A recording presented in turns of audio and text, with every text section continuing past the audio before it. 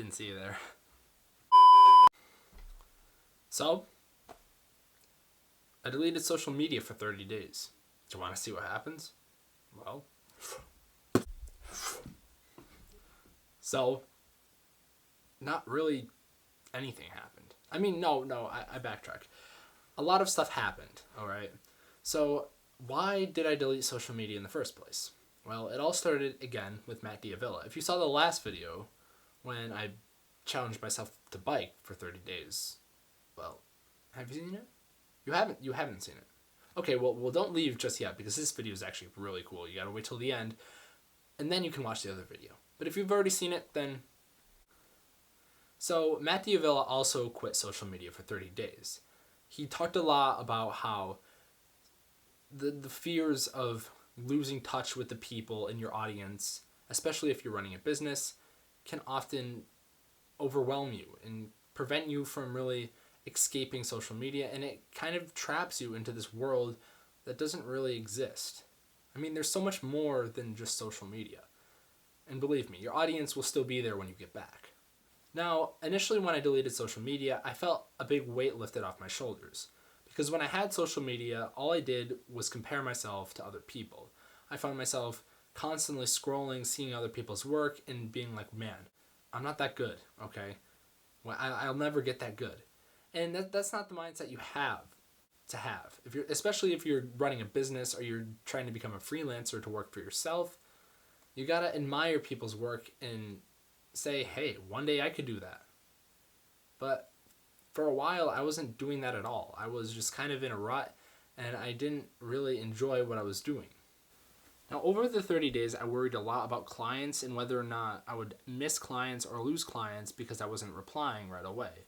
And the truth is, I didn't lose a single client. I didn't even gain a single client during that time. So ultimately, there was nothing to fear.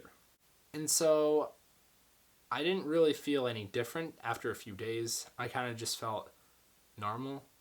I didn't feel any better, I would say. I didn't even feel like I was alleviating any pressure off my life. I wasn't comparing myself to anybody, but at the same time, I wasn't even touching my camera. I hadn't picked up my camera in several months before then, and I certainly wasn't going to pick up my camera during that time period.